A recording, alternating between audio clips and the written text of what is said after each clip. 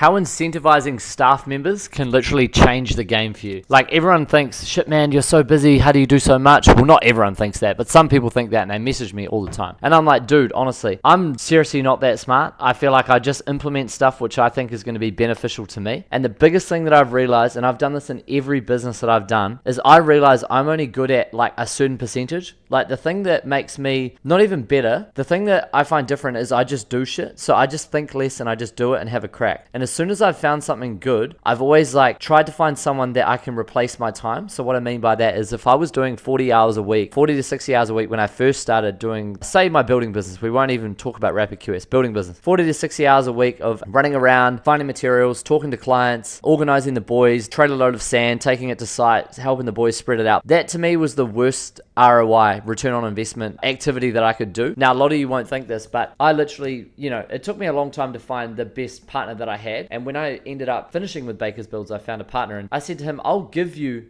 50% of the business. I only want to deal with X and Y. And that was literally sales and marketing. That's all I wanted to do. And he pretty much got given the best share of the business. He never had to worry about work coming in. He never had to worry about the next job. All he had to do was focus on was delivery. Now, I'm not a big believer in doing business partnerships in every single business, but the building business, I kind of always knew it was a stepping stone to doing something else. So like Rapid QS of what I'm doing now. But I'll keep this video real concise. But what I'd done is I said to Nick, hey man, I'll give you 50% of this building business. Turns over $2 million a year at around about 20% profit, 15. All I want to do is sales and marketing. I never want to step on site. I don't want to liaise with the builders about building stuff. I don't want to liaise with the clients about problems, X, Y, and Z. All I want to do is do sales and marketing. Now, people can sit back there and say, oh, you're a pussy, blah, blah, blah, you haven't do it all, X, Y, and Z. That's how we had so much work, man. I literally just wanted to delegate, give away shares, put that person on a salary that didn't want to take risk. Everyone can take risk, but I was just more inclined to take more risk at that time in my life. And I'd found a partner that was keen to come in, take on, have no risk, but do a lot more work. And then same thing what I've done with Rapid QS. Like my main general manager, Mario, he's on a percentage of turnover every single month. Now I could have had him on wages, 100 grand a year, 120 grand a year, no remote business, working from an office, no incentive to stay tuned, like to stay locked in after 5 p.m. on a Friday and the weekends to set the email inbox build up. But since he's on a revenue split, he pretty much works, not all the time, but he's always on. Like he might do 2 hours now, take 2 hours off, an hour back on, take another hour off. Versus if you have someone on wages and you're just trying to pay them the least amount possible, they're not going to work hard on the weekends, man. They're not even going to work in the weekends. And during the day, you best believe they're going to take long lunch breaks. They're going to clock off at 4:15 on a Friday instead of 5 p.m. I've always think it's good to have people on structured roles at the management end of the business. Like, don't worry about holding on to so much business, so much money. I think you can get such better returns if you focus on giving people a little bit more of the piece of the pie and taking a little bit less stress off your plate. For example, if I had to do all the management at Rapid QS and deal with all the inbox stuff, I would have no time to focus on how do I grow the media business? How do we launch into Australia? How do we launch into the UK? How do I focus on my property development stuff? How do I go and play tennis at 10 a.m. on a Tuesday? Versus if this person came to me and said, hey man, I'm keen to do a percentage split. I'll make sure that we're always winning business. I'm chasing up. I'm working around the clock. I just want this percentage. Sweet man, happy days. Versus if I just said to him no to that, you're on 100K a year. You have to have a commute. You have to be stuck in an office. You best believe our revenue wouldn't be as good as what it is. Same thing of what I've done in Australia, gave away shares of the business. And now that person's taking so much stress off my plate. And then essentially you just move chess pieces. So you say, okay, cool. What partner can we find to do that in the UK? What partner can we do to find that in the US? So that's the best way I think about doing it. And if you're a building business owner, if you're a plumber, you're an electrician, if you win a job for 20 grand and you've got a foreman who's going to be on site for 2 weeks, just say to him, hey man, I'll give you an extra $500 if you finish this job 2 days early because I've got another one stacked in. I'm desperate to get this one done. So I'm trying to be as relatable as possible here. I've always just given away at a management level or people that you can trust. Give them a little bit more a piece of the pie. Give them an incentive. Put them on a percentage, not just an hourly rate. Hourly rates are going out the window. I think hourly rates are horrible. Everyone needs to act like a real estate agent. So like on a commission type structure. I personally hate real estate agents, but I think if everyone works like they're on a percentage structure or a split to do a job, you don't want to pay them $45 an hour. Because if it takes them 20 hours, but it could be done in 10, that's horrible. Wouldn't you rather say, hey man, you got $1,000 to do this? They might blast bust it out in 3 hours. And yeah, they make $300 an hour, but you've also got your margin fixed on that as well. Like if you've won the job at 2K, the labor's 1,000, the materials is 300, you're making 700. You're good to go. Versus if you just say, hey, go and do this job, they might blow the labor out. So I'm just a big believer in incentivizing people that show commitment to you. Like these people have been with me for sort of more than a year and a half, and they're in it for the long term. And it takes a lot of stress off me. So that would be just my little piece. I made one video before and I thought, shit, this is a good idea. And this was something that I was just thinking about while I was brushing my teeth, believe it or not. Shout out Colgate Whitening. So incentivize staff members. Find people that are keen. Find people that want to come on a bit of a journey, bit of a mission with you. And if you're really, really good at one task, don't think about like, how do I run the whole business? Just think, how do you get really, really good at one task? Mine is sales and marketing and big vision. That's what I want to do. It's all I want to focus on. I don't want to focus on delivery. I don't want to focus on hiring the right guys within the business. I just want to focus on having key management people in the business. And then how do we keep growing this thing? If I was stuck in the weeds all day doing all that stuff, there's no way we'd be doubling our income. I wouldn't have the time to go and do podcasts. I wouldn't have the time to organize giveaways. I wouldn't have the time to come up with all these ideas. So that's just me anyway. So if you're a tradie, you're doing under $2 million a year and you're looking at doubling, and if you're really, really good at sales, get a foreman, get a 2IC, give them 20% of the business or put them on a profit share model. And I guarantee if you could reduce being on site for 10 hours a week and there was 10 hours back out shaking hands, going and meeting a client, take one client out for golf a week, take one client out for a beer, go door knocking for 2 hours a week, 2 hours of making content, 2 hours of jumping on LinkedIn, sending DMs, 2 hours of sending outreach emails, 2 hours of making a marketing campaign. I guarantee you'll double your income, 100%. And if you're paying out 50 to 80K a year in commissions, but you're spending 10 hours a week in more sales related activities, the 80-20 rule, game over. That's how you'll double your income. Let me know if you found this video insightful. I'm just trying to think problems that I've struggled with or items that I've come over and overcome. How can you do that? Give away a bit of a percentage, give people incentives to work harder for you, and just let go of all the small shit. Have a go at letting go. Enjoy.